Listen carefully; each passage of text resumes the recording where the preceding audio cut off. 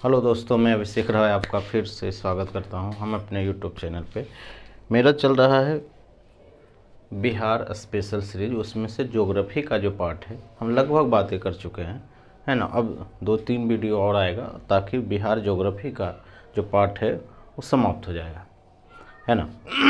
उसके बाद हम बिहार का जो है जो वन है ना, फॉरेस्ट सर्वे रिपोर्ट जो 2021 है, हम उस पर बात करेंगे, है ना। तो ये भी बात आपको ध्यान में रखना। आज हम बात करेंगे कृषि के बारे में। बिहार का कृषि क्या है।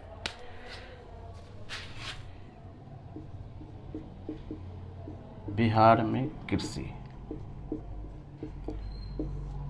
एग्रीकल्चर ऑफ बिहार, है ना। क्योंकि आपको पता है कि बिहार जो है कृषि प्रधान राज्य है, यानी कृषि सबसे ज़्यादा होता है। ऐसे तो पूरा भारत में ही कृषि ज़्यादा होता है, लेकिन बिहार में और ज़्यादा होता है ना। ये चीज़ है क्योंकि ज़्यादातर लोग यहाँ पे लोग कृषि ही करते हैं, खेती करते हैं। क्योंकि ज़्यादातर लोग यहाँ पे गांव में रहते हैं, तो गांव में जितने भी लोग रहते हैं उसमें से ज़्यादातर लोग क्या करते हैं, कृषि करते हैं। सबसे पहला चीज़ तो ये है कि कृषि का जो एरिया है बिहार में, उस पर हम बात कर लेते हैं।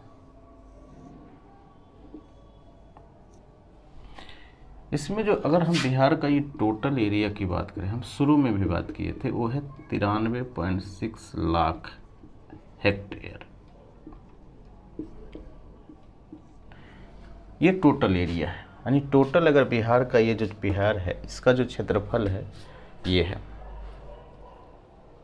और अगर कृषि के हिसाब से इस एरिया को देखें, है ना, तो इसको ही 3 भाग में बांटा है। कौन कौन भाग है ये जानना जरूरी है। ये जो भाग है ये मान लेते हैं कि गंगा है ना, तो इसको माना है ये है ना। तो आने ये वाला जो भाग है इसको हम बोलेंगे उत्तर पूर्वी भाग,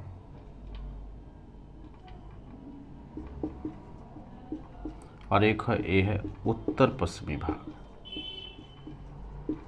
और एक है दक्षिण भाग।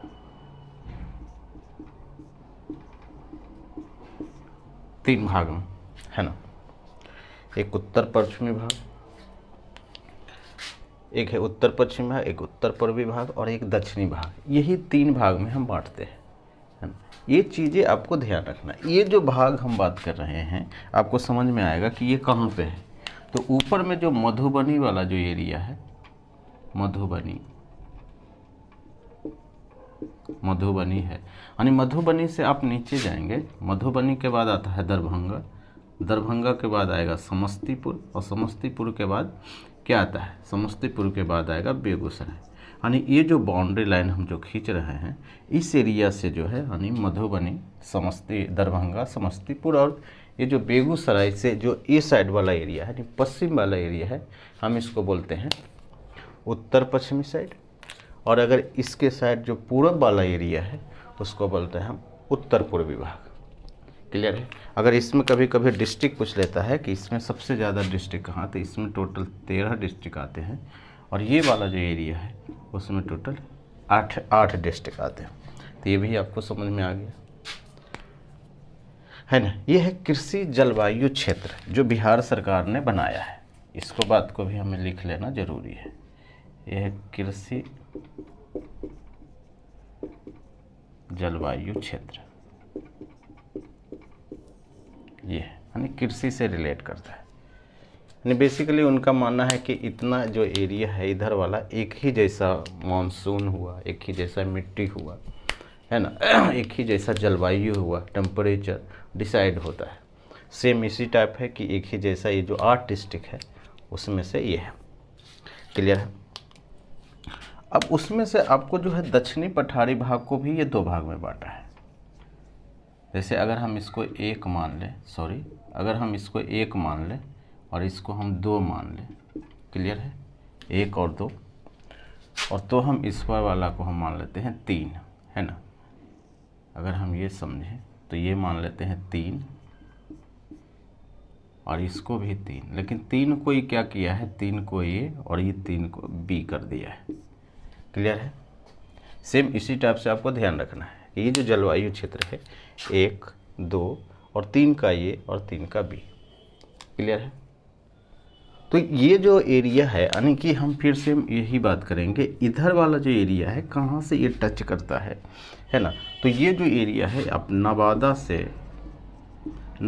यानी एग्जैक्टली तो नहीं बता सकते, नवादा शेखपुरा का भी कुछ एरिया इसमें आ जाता है, लेकिन एक एग्जैक्टली डाटा है कि एग्जैक्टली डाटा नहीं है, एक आप कॉमन सेंस से भी आप बात करेंगे कि नवादा के जो ई साइड वाला एरिया है उसको हम 3A कहते हैं, और जो ए साइड वाला जो एरिया है उसको हम 3B कहते हैं। हो सकता है कि इसका कारण हो कि इधर सबसे ज़्यादा प्रभाव छोटा नागपुर पठार राजमहल पर्वत का हो, और इधर जो सबसे ज़्यादा प्रभाव है वो किसका है, उसका है कैमूर के पठार का। और हम बलुआ पत्थर में भी हम बात किए थे कि इधर जो मिट्टी है, सॉरी हम बात किए थे मिट्टी में भी कि इधर जो मिट्टी है वो है लाल पीली मिट्टी, इसको हम बलथर मिट्टी भी कहते थे, है ना, ये बात आपको पता है। और इधर हम बात किए थे कि ये जो मिट्टी है वो कौन सी मिट्टी है, वो है लाल और बलुई मिट्टी, है ना, चीज़ें हैं। अगर हम इसमें डिस्ट्रिक्ट की बात करें कि ये कौन कितना कितना डिस्ट्रिक्ट आता है, तो इसमें आता है 11 डिस्ट्रिक्ट और इसमें आता है 6 डिस्ट्रिक्ट। तो अगर आप काउंट कर लें तो उत्तरी बिहार में टोटल कितना डिस्ट्रिक्ट आ गया, ये आ गया 21 डिस्ट्रिक्ट, और दक्षिणी बिहार में 17, टोटल कितना 38, है ना। तो यही जो 38 डिस्ट्रिक्ट है बिहार में है, ये भी बात आपको पता चल गया। यानी इसका क्या मतलब क्या हुआ कि कृषि का जो जलवायु क्षेत्र है उसको वो बांट दिया है 3 भागों में, या अगर आपको बोलना है तो 4 भागों में, है ना, आप बोल सकते हैं। और इस हिसाब से उत्तर वाला को 2 भाग बांटा है ना, एक पूरब और एक पश्चिम में, और जो दक्षिण वाला को भी आप समझ सकते हैं कि 2 भाग में बांट दिया है, क्या है 3A और 3B, और 3A साइड वाले को जो पूरब साइड है उसको 3A बोला है, और जो पश्चिम वाले है उसको क्या बोला है 3B बोला है। उसमें 11 डिस्ट्रिक्ट है पश्चिम वाले में, और इसमें कितना डिस्ट्रिक्ट है, इसमें 6 डिस्ट्रिक्ट है। ऊपर अगर इधर की बात करेंगे तो इसमें 8 डिस्ट्रिक्ट है, और अगर उत्तर में ये साइड की बात करेंगे तो उधर 13 डिस्ट्रिक्ट है। तो सबसे ज़्यादा डिस्ट्रिक्ट कहाँ पे है, तो आपको ये भी समझ में आ गया होगा। क्लियर है, यहाँ तक कोई कन्फ्यूजन नहीं। ये तो हुआ कृषि का जो जलवायु क्षेत्र, जो बिहार का टोटल एरिया है उसको हम डिवाइड कर दिया, और जो टोटल एरिया है वो कितना है 93.6 लाख हेक्टेयर। ये तो हम पढ़ लिए कि कृषि जलवायु क्षेत्र का क्या मामला है। अगर हम कृषि की बात करेंगे तो बिहार को हम मानते थे 3 भाग में आप बांटते थे, है ना। आप समझ सकते हैं कि ये जो एरिया है इसमें आप बिहार है, और बिहार में जो सबसे ज़्यादा जो है ये क्या है, ये था छोटा नागपुर, और ये था हिमालय, है ना, ये है, और ये है गंगा। और गंगा के जो ये साइड है और जो पूरा है ये कौन सा है, मैदानी, यानी लगभग 95% भाग मैदानी है।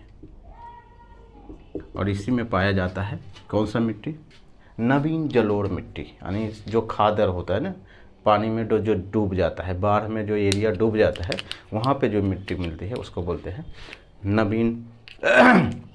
नवीन जलोढ़ मिट्टी, है ना। तो ये चीज़ें आपको खैर पता है। जो 95% जो ये एरिया है मैदानी का, वहीं पे सबसे ज़्यादा कृषि होता है। बात समझिए, यानी अगर इसमें बात है कैमूर का पठार है, इधर थोड़ा सा आएंगे तो सोमेश्वर की पहाड़ियाँ हैं, है ना। तो ये वाला जो एरिया है पूरा वो क्या है, पठारी एरिया है साउथ बिहार में। तो जो कृषि का जो मामला है वो कितना है, 95% भाग पर कृषि होता है बिहार में। क्लियर है, क्योंकि सबसे ज़्यादातर लोग क्या होते हैं, गांव में रहते हैं, यानी लगभग 95% जो भाग पर जो होता है जो है मैदानी का, उसी पर क्या होता है, कृषि होता है। और कृषि में सबसे ज़्यादा जो लोग हैं, क्योंकि अगर हम बात करें तो बिहार में 77% लोग क्या होते हैं, कृषि करते हैं। और कृषि करने वाले जो लोग हैं वो कहाँ रहते हैं, वो गांव में रहते हैं, है ना। तो ये जो लोग हैं, तो ये जो लोग हैं ये ग्रामीण लोग हैं, और गांव में लगभग जो लोग हैं 85% लोग हैं वो गांव में रहते हैं, यानी 15% लोग जो है यहाँ पे शहर में रहते हैं। यानी इकोनॉमिक सर्वे का डाटा भी है। इस बार पहले तो 11.3% ही था जो रहता था शहर में, लेकिन इस बार कुछ बढ़ा है 4%, यानी अब 15% लोग हैं वो शहर में रहते हैं, बाकी 85% लोग क्या है वो गांव में रहते हैं। और जब गांव में रहते हैं और उनमें से 85% में जो है 77% से ज़्यादा लोग क्या करते हैं, कृषि करते हैं। क्लियर है? कोई कंसेप्ट फंसेगा नहीं यहाँ से। क्लियर है? सारा चीज़ें आपको समझ में आ गया होगा। अब सवाल ये उठता है, जो कृषि का जो मामला है, जो कृषि का जो एरिया है, हम बात किए थे कि लगभग 93.6 लाख जो हेक्टेयर है वो बिहार में ज़मीन है ना। अब इतना ज़मीन में आपको 95% पर ही क्या होगा, कृषि होगा। कोई कन्फ्यूजन है कि 95% भाग पर ही क्या होगा, कृषि होगा। और ये जो पड़ता है, जो पूरा जो हम बोलते हैं ना फसल का जो क्षेत्र है, या जिस पर फसल होता है, ऐसा नहीं कि पूरा एरिया जहाँ पे है, और क्योंकि कुछ पड़ती भी भूमि होती है ना, जहाँ पर ऐसा भी भूमि होती है कि जहाँ पे रोड बन गया है ना, तो ज़मीन पे ही रोड बनता है, तो वहाँ पे क्या होगा कि कृषि, जैसे अगर मान लीजिए ये ज़मीन है, ये ज़मीन है और इसके बीच से रोड बन गया, तो ये जो पूरा एरिया है इस पर तो कृषि नहीं होगी ना। कृषि योग्य भूमि है, लेकिन वहाँ पे क्या बन गया, कोई कंस्ट्रक्शन बन गया, कोई प्रोजेक्ट बन गया। क्लियर है? तो उसी के चक्कर में आप सोचिए कि इसी तरह से अगर डेवलपमेंट होता जाए तो क्या होगा, कृषि का जो अनुपात है वो घटते जाएगा, क्योंकि लोग अब जो है घर भी जो है खेत में ही बना रहे हैं, क्योंकि पॉपुलेशन ज़्यादा है। इसलिए क्या होगा कि कृषि का जो मामला है वो क्या होगा, धीरे धीरे कम होता जाएगा। क्लियर है? तो ऐसे करके भी आपको समझ लेना है कि आखिरकार हो क्या रहा है। तो लगभग 72.97 जो लाख हेक्टेयर है, यह है कृषि यानी सकल फसल क्षेत्र। यानी इसका क्या मतलब है कि जो 93 पॉइंट इतना में इतना पर कृषि होता है, कितना, 72.97 कृषि होता है या हो सकता है। और इसमें से 72 जो है, इसमें से जो फसल कृषि क्षेत्र है, इसमें से 50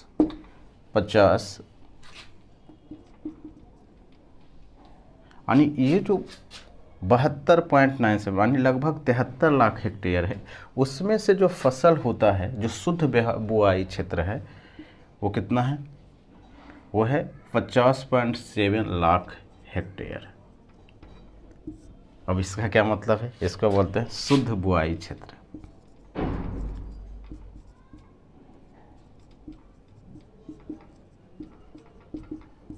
शुद्ध बुआई क्षेत्र यानी इस पर क्या होता है कि इतना जो है फसल वाला एरिया, यानी कि मैक्सिमम इतना ही जो है वो फसल वाला एरिया है, क्योंकि जो एरिया बच गया है उसमें क्या है, रोड बन गया, कंस्ट्रक्शन बन गया, कुछ पड़ती ज़मीन है ना, उस टाइप से इतना है। और उसमें कृषि जो होता है, जिस पर हम रेगुलर कृषि बोलते हैं, वो इतना होता है। हम यहाँ पे बोलते हैं, इसको बोलते हैं शुद्ध बुआई क्षेत्र, रेगुलर कृषि।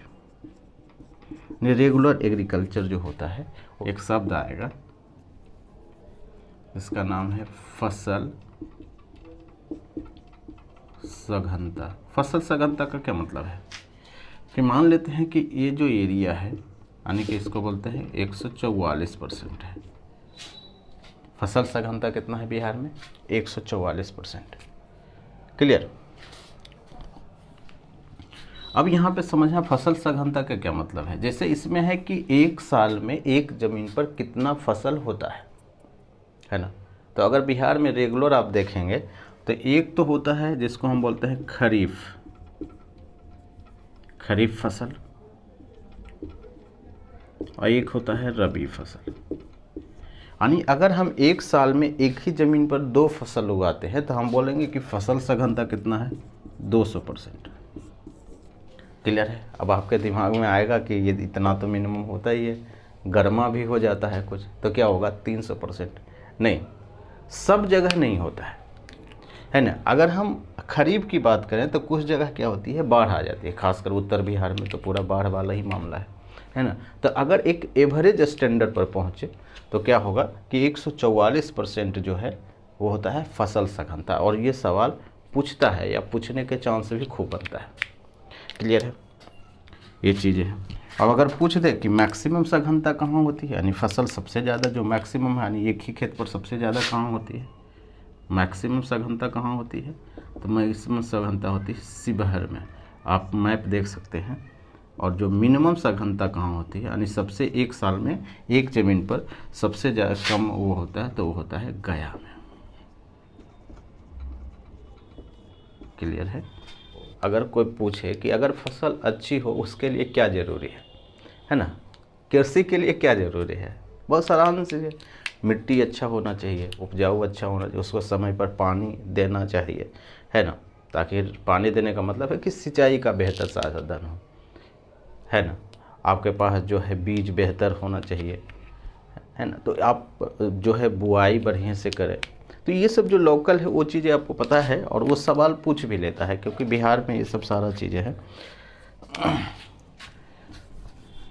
बिहार में उत्पादन के लिए क्या ज़रूरी है, बिहार में उत्पादन अगर होता है, इतने लोग कृषि में है, तो बेहतर क्यों है, अगर इस पर एक नज़र दौड़ाएं तो उसका क्या मतलब है।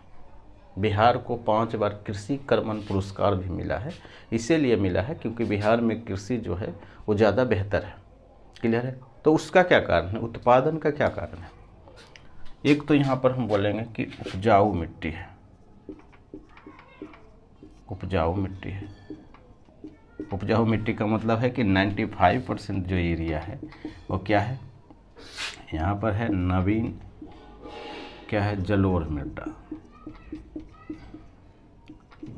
यानी ये जो एरिया है वो पूरा क्या होता है, डूबा हुआ रहता है। और उसमें जो पीली जो मिट्टी आती है ना, हिमालय से जो मिट्टियाँ आती है, जो अवसाद आता है, तो यही उत्तरी मैदान में क्या होता है, जमा हो जाता है, जिससे क्या होता है कि मिट्टी रिचार्ज हो जाती है, उसी को हम बोलते हैं मिट्टी फर्टाइल हो जाती है।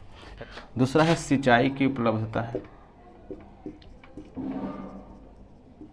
सिंचाई की उपलब्धता, सिंचाई की उपलब्धता। आपको पता है कि जब हम बिहार की नदियां पढ़ रहे हैं तो उसमें से हम कुछ प्रोजेक्ट की बात किए थे, है ना, सोन पर भी प्रोजेक्ट है सिंचाई के लिए, है ना, कुछ प्रोजेक्ट कहाँ पर है, पश्चिमी चंपारण में भी था गंडक पे, है ना, त्रिवेणी नहर, वहीं पे हम तेऊर नहर, सारा चीज़ पर है। कोसी पर भी 3 नहर है ना, जिसमें हम राजप्रसाद की बात किए थे, सॉरी राजपुर, पूर्वी कोसी, पश्चिमी कोसी नहर। तो ये सब जो नहर बन रहा है और बहुत सा छोटा छोटा जो नहर है, उसके कारण जो कृषि में जो सिंचाई करना है वो आसान हो गया है ना, क्योंकि बिहार में ठीक ठाक है कि कृषि का अगर क्षेत्र की हम बात करें तो लगभग 54 लाख हेक्टेयर से ज़्यादा कृषि में क्या होता है, इस सिंचाई वाला क्षेत्र है, यानी हम इसको बोलते हैं सिंचित क्षेत्र।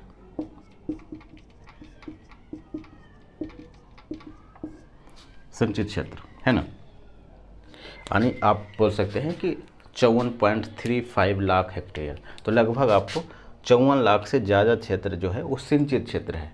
और कृषि कितने पर होती है, 50.7 लाख हेक्टेयर। आप समझ रहे हैं, दोनों में अंतर आप कर पा रहे हैं कि सिंचित क्षेत्र ज़्यादा है, यानी कि बिहार में जो सिंचाई का मामला ज़्यादा है, और जो फसल का जो क्षेत्र है जहाँ पर बुआई होती है, रेगुलर कृषि होती है, वो कितना है, कम है। तो और बढ़ना चाहिए, है ना, ये चीज़ें। एक तो ये है। दूसरा चीज़ है कि बिहार में क्या होता है, सस्ते श्रमिक है। सस्ते श्रमिक का मतलब क्या होता है कि जो लेबर कॉस्ट यहाँ पे कम है, सस्ते श्रमिक है। पुरुष का लगभग 150-200 रुपये मिलता है, महिलाओं को तो कहीं पे 30-40 रुपये भी मिलता है ना, तो ये भी जो है सस्ते कॉस्ट है। एक है कृषि का जो विविधता है, कृषि विविधता की उपस्थिति।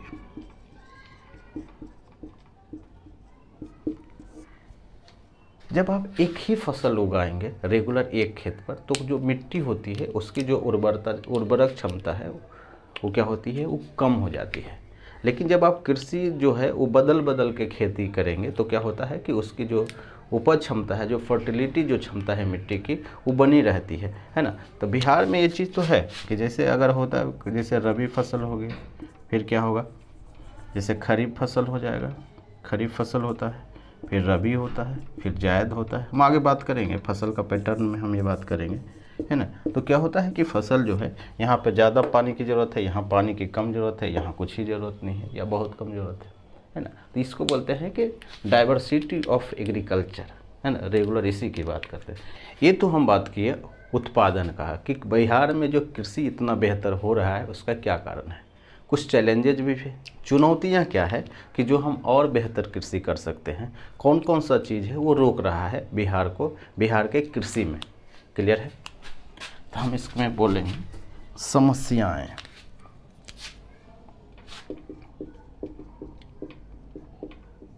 चैलेंजेज।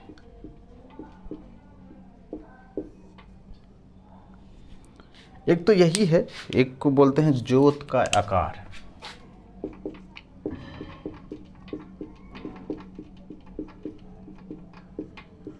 जोत, यहाँ पे क्या होता है कि बिहार में जो जोत है, जो खेत का आकार है, बहुत छोटा छोटा है। बहुत छोटा का मतलब है कि बहुत छोटा। वैसे ऐसा भी नहीं है कि ये अगर ये खेत है तो इसमें जो जोत है इतना है। अब जोत का आकार में दिक्कत क्या होता है कि अगर हम बात करें कि जोत छोटा है यानी खेत छोटा छोटा है, ऐसा नहीं प्लॉट में है कि 2 बीघा का एक ही साथ प्लॉट है, 4 बीघा का एक ही साथ प्लॉट है, तो 2 कट्ठा 1 कट्ठा का, इस टाइप से जो छोटा जो जोत है वो बिहार में। अब इसमें दिक्कत क्या है कि बढ़िया से ट्रैक्टर भी नहीं घूर पाता है, घूम नहीं पाएगा। तो जो अगर ट्रैक्टर नहीं घूम पाएगा तो क्या होता है कि अच्छे से क्या होगा, अच्छे से जुताई नहीं होगी, और जब अच्छे से जुताई नहीं होगी तो फिर दिक्कत होगा। अगर हम जोत की बात करें बिहार में, अगर हम जोत की बात करें तो बिहार में जो जोत है, जो छोटे छोटे खेत है वो ज़्यादा है ना। तो अगर हम जोत की बात करेंगे तो यहाँ पे क्या होता है, सीमांत जोत, आप इसको डिवाइड भी कर सकते हैं। सीमांत जोत का मतलब होता है कि 1 हेक्टेयर से कम ज़मीन, 1 हेक्टेयर का मतलब होता है 32 कट्ठा, है ना। यानी 1 हेक्टेयर से को जो कम ज़मीन वाले जो लोग हैं, लगभग 91% लोग हैं, 90% से ज़्यादा लोग हैं जो क्या है 1 हेक्टेयर से कम है। अगर लघु जोत की बात करेंगे तो है 1 से 2 हेक्टेयर, और इसमें लगभग 6% के आसपास जो लोग हैं जो लघु जोत के अंतर्गत आते हैं बिहार में, और अर्ध मध्यम जोत में आते हैं 2 से 4%, और ये लगभग क्या है 2.5% से ज़्यादा है। और ये जो मध्यम जोत है वो है 4 से 10 हेक्टेयर के बीच आता है, और ये लगभग 0.2% यानी आधा % लोग हैं। यानी कि इतना छोटा छोटा ज़मीन है बिहार में। यानी अगर औसत, अगर एवरेज जोत की बात कर दें, है ना, टोटल अगर एवरेज जोत की बात कर दें तो जो एवरेज जोत है वो लगभग 0.3 हेक्टेयर मात्र। आप समझ रहे हैं। यानी अगर औसत निकालें बिहार में तो ये जो है एरिया, इतना ही एक आदमी पर इतना ज़मीन पड़ता है। क्लियर है। तो ये एक समस्या है। और इसी में आता है कि बिहार के जो किसान के पास जो समस्या है वो एक पैसा नहीं है, यानी सही समय पर कोई चीज़ कर नहीं पाते हैं। इसको बोलते हैं वित्त की समस्या।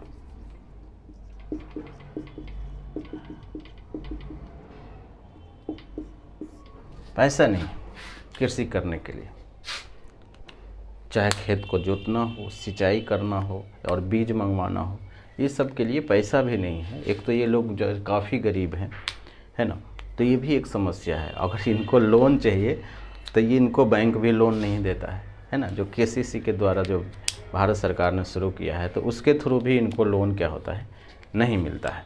तो फिर ये आगे जाके जो सूदखोर होते हैं ना, सूद देने वाले जो लोग होते हैं, तो लगभग बहुत महंगे जो इंटरेस्ट रेट पर सूद देते हैं, और जब सूद देते हैं तो फिर इनसे वसूला जाता है। उस हिसाब से तो उतना कृषि भी नहीं होता है जितना इनका ब्याज हो जाता है। फिर क्या होता है, उस सर्किल में घूमते रह जाते हैं, है ना, और फंस के रह जाते हैं। इसको बोलते हैं गरीबी का कुचक्र, है ना। तो वो चीज़, वो भी एक समस्या है। और फिर सब हम वही बात करें कि बीज और एवं उर्वरक इस सही टाइम और सही समय पर भी नहीं देते हैं।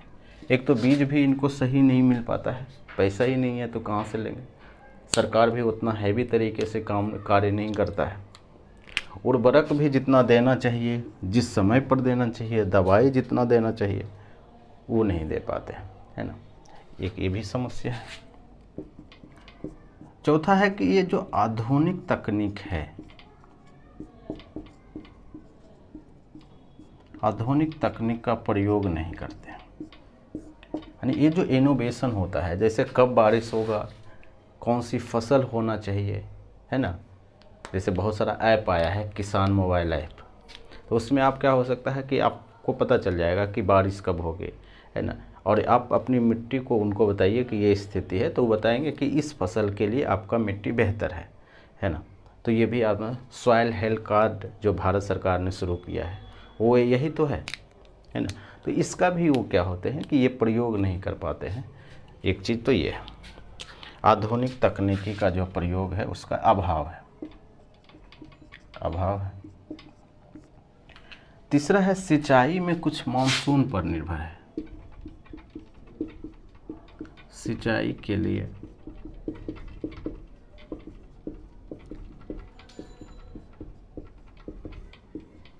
मानसून पर निर्भर है। अब इसका क्या मतलब है? सिंचाई के लिए मानसून का हम अभी बात किए कि ये जो 3 एरिया है, सोन, कोसी, गंडक, इसके अलावा बहुत सारे एरिया है, खासकर साउथ बिहार में या नॉर्थ बिहार में भी क्या होता है कि कृषि जो है वो वर्षा पर निर्भर है। यानी वर्षा हुआ तो खेत में सिंचाई होगी, और बारिश नहीं हुआ तो खेत में सिंचाई नहीं होगी। बहुत बार तो बारिश ज़्यादा हो जाती है तो बाढ़ ही आ जाता है ना। तो ये समस्या है। और हम क्या बात कर रहे हैं? हम बात कर रहे हैं कि जो बिहार में जो सिंचाई है वो मानसून पर निर्भर है ना, ज़्यादातर एरिया। कैसे कि आपको पता है कि लगभग जो बिहार में जो कृषि का जो मामला है लगभग 72.97 लाख है, इतना पर फसल हो सकता है। लेकिन होता कितना पर है? वो होता 50.7 लाख पर। क्योंकि इसमें एक बहुत बड़ा फैक्टर है, क्योंकि 54.3 लाख जो हेक्टेयर है इतना ही जो है वो सिंचाई के लिए है उपयुक्त है। तो अगर हम बात करें कि बिहार में जो सिंचाई कैसे होता है, तो सबसे ज़्यादा जो सिंचाई होता है वो नलकूप से होता है, नल से। यानी लगभग 64% लोग जो है नीचे से पानी निकालते हैं बोरिंग के द्वारा, उसको हम नलकूप से सिंचाई बोलते हैं। और अगर नहर की बात करेंगे उसके बाद दूसरा नंबर पर नहर से करते हैं 30%, उसके बाद तालाब से है मात्र 2%, और अन्य है लगभग 0.35%। अगर हम बात करें कि सिंचित क्षेत्र जो है, सबसे ज़्यादा जो सिंचित क्षेत्र है वो कहाँ पे है, अगर ये सवाल पूछ ले तो क्या होता है, मैक्सिमम जो सबसे ज़्यादा जो सिंचित क्षेत्र है वो कहाँ है? वो रोहतास में है। और सबसे कम कहाँ है? वो है शिवहर में। तो ये सवाल भी आपको ये दोनों ध्यान रखना है कि सिंचाई के लिए सबसे उपयुक्त व्यवस्था कहाँ है, वो यहाँ है। इसीलिए देखेंगे जहाँ पे है वहाँ पे फसल बेहतर होता है, चाहे गेहूँ हो, चावल हो, यहाँ पे सबसे ज़्यादा होगा, है ना। और सबसे कम कहाँ है? वो शिवहर में है। ये चीज़ें हैं अगर सिंचाई की बात करें तो। और अगर हम बात करेंगे सबसे ज़्यादा जो सिंचाई होता है वो नलकूप के माध्यम से होता है, बोरिंग के द्वारा होता है। वो कहाँ होता है? तो सबसे ज़्यादा जो मैक्सिमम होता है यहाँ पे नलकूप से, वो होता है समस्तीपुर में।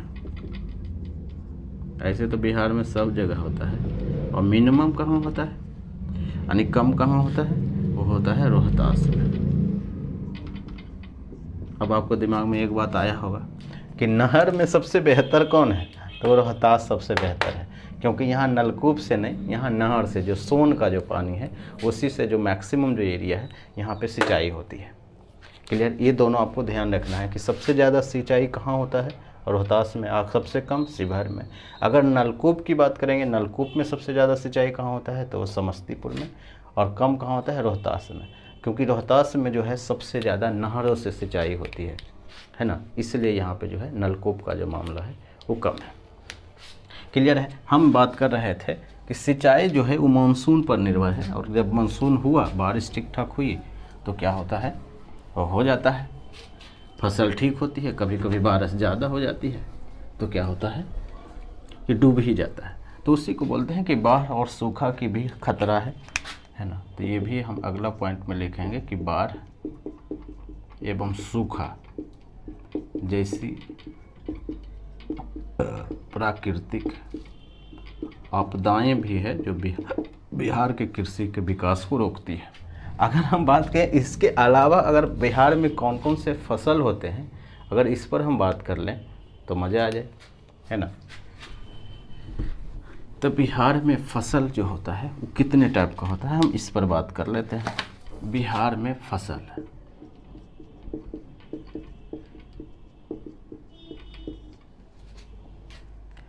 बिहार में फसल 3 टाइप का है ना, आपको पता है। 3 टाइप कौन कौन है।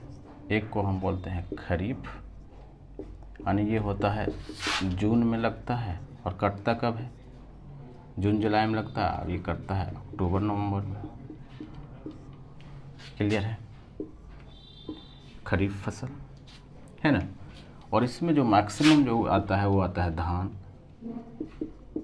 जहाँ पे पानी ज़्यादा है वहाँ पे धान होता है, लेकिन जहाँ पे पानी ज़्यादा ना हो, है ना, धान होगा, कपास होगा, है ना, ये सब चीज़ें हैं। और जहाँ पे पानी ना हो वहाँ पे होता है ज्वार, बाजरा। जो हम बोलते थे ना कि नीचे जो पठारी एरिया में वहाँ पे जो मोटे अनाज ज़्यादा होता है ना, तो वही है, इसी टाइम में होता है ज्वार, बाजरा, है ना। अब मक्का भी हो सकता है यहाँ पे। ये सब जो फसल है वो होता है खरीफ के टाइम में। क्लियर है। दूसरा यहाँ पर फसल है वो है रबी। रबी कब होता है, अक्टूबर और नवंबर में लगाया जाता है। और कब काटा जाता है ना, फरवरी मार्च के आसपास।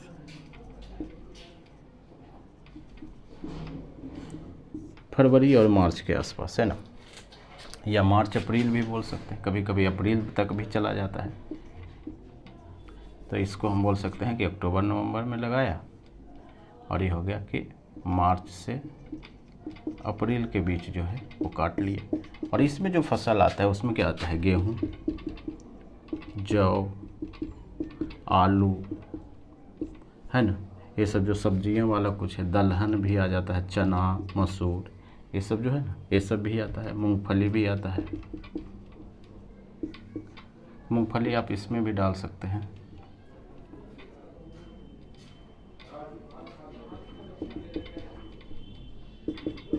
तो ये भी आपको कभी कभी क्या होता है कि सवाल इस टाइप का पूछ लेता है कि क्या है, ठीक है, कौन सा फसल कब लगाया जाता है बिहार। ठीक है, इसी में मटर वगैरह आपको ये सब तो पता ही होगा। नेक्स्ट है वो है जायद, या इसको हम बोलते हैं गर्मा फसल। गर्मा फसल में क्या होता है, तारबूज, ककड़ी, मूंगफली, और ये लगभग जो है वो 2 माह में ही तैयार हो जाता है। तो सबसे अगर कम समय में कोई चीज़ें होता है तो क्या होता है, वो होता है जायद। तो ये जो है वो बिहार का कृषि का जो पैटर्न है वो यही है, 3 फसल होते हैं, खरीफ, रबी और जायद। जायद सबसे कम टाइम में होता है, 2 माह में ही क्लियर हो जाता है, क्योंकि अप्रैल तक अगर ये कटेगा तो क्या होगा, मई और जून बचेगा, है ना। तो 2 माह में ही ये तैयार हो जाता है, तो इसलिए आपको इसको ध्यान रखना है। आगे हम बात करते हैं कि बिहार में कौन सा फसल के लिए कौन सा राज्य जो है वो फेमस है ना। इससे पर क्या होता है, खूब सवाल पूछता है, तो ये चीज़ आपको पता होना चाहिए, है ना। ठीक है, हम पहले ही चार्ट बना लिए हैं इसमें। तो पहला जो है वो है चावल, यानी सबसे ज़्यादा अगर बिहार में कोई चीज़ होता है तो होता है चावल, है ना। और उसके बाद दूसरे नंबर क्या होता है, गेहूँ। और ये दोनों कहाँ होता है, ये होता है रोहतास में। क्लियर है। उसके बाद मक्का की बात करेंगे, मकई कहाँ होता है, कटिहार में सबसे ज़्यादा। अगर आलू और दलहन की बात करेंगे तो होता है पटना ज़िला में सबसे ज़्यादा। दलहन का मतलब वही है चना, मसूर, है ना, मटर, ये सब जो होता है। मखाना, आप मिथिला मखाना खूब सुने होंगे, मधुबनी में, है ना, मिथिलांचल वाला एरिया में। लीची, शाही लीची मुजफ्फरपुर का फेमस है ना, तो ये भी जीआई टैग भी मिला हुआ है। तंबाकू और आम, यानी खैनी और आम कहाँ मिलता है सबसे ज़्यादा, तो वह है दरभंगा में, है ना। तो ये चीज़ भी आपको पता होना चाहिए। सब्जी कहाँ सबसे ज़्यादा है, सब्जी और प्याज, वह है नालंदा में, है ना, जहाँ से हम आते हैं। जूट सबसे ज़्यादा कहाँ, जो पानी पर सबसे ज़्यादा ज़रूरी है पानी, क्योंकि जो पूर्वी वाला एरिया है वहीं पे जो है वो पूर्णिया है ना, ऊपर किशनगंज पूर्णिया और नीचे कटिहार। क्योंकि हम पहले भी बात किए हैं कि पूरब से पश्चिम की तरफ आएंगे तो पानी की जो मात्रा है वो कम होती जाएगी, वर्षा की मात्रा, इसलिए इस एरिया में सबसे ज़्यादा पानी होता है। इसलिए इस एरिया में वही चीज़ होगा जो पानी पर आधारित जो उद्योग है वो ज़्यादा होगा, जिसमें पानी की मात्रा ज़्यादा लगेगी, है ना। तो इसलिए क्या होता है, जूट ज़्यादा है। और गन्ना क्या है, पश्चिमी चंपारण में। आपको ये भी बात किए थे कि ऊपर से नीचे आएंगे तब भी जो है वर्षा की मात्रा कमी आएगी।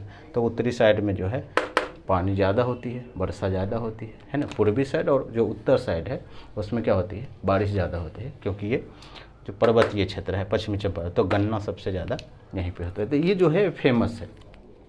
और कृषि को जो आगे बढ़ाने के लिए बिहार सरकार जगह जगह समय समय पर एक क्या होता है, प्रत्येक 5 साल में एक रोड मैप तैयार करती है कि हमें जो है कृषि को कैसे करके आगे बढ़ाना है ना। उसी में से एक कृषि रोड मैप अभी चौथा चल रहा है, जो इसी साल शुरू हुआ, 2022 से लेकर 27 तक ही चलेगा। फिर आगे जब 27 से लेकर क्या होगा 32 तक चलेगा तो वो होगा 5। और उसी में ये मानता है कि 13 जैविक कॉरिडोर बनाया जाएगा, यानी गंगा से जो सटा हुआ जो एरिया है उसी में बनाएगा जैविक कॉरिडोर। जैविक कॉरिडोर का मतलब है कि जैविक कृषि, नेचुरल फार्मिंग होगी। नेचुरल फार्मिंग का मतलब है कि वैसे फार्मिंग जहाँ पर हम पेस्टिसाइड का यूज नहीं करेंगे, है ना, दवाई का यूज नहीं करेंगे, हम जैविक तरीके से बनाएंगे, यानी नेचुरली तरीके से कृषि उगाएंगे, है ना। उसी के लिए तो ये पूरा कृषि का जो है वो बिहार का वो समाप्त हो गया है ना। तो लगभग हम मेजर चीज़ें बिहार पर कवर कर चुके हैं। आप 1 से 2 बार आप इसको पढ़िएगा, पूरा क्लियर हो जाएगा। ठीक है, थैंक यू।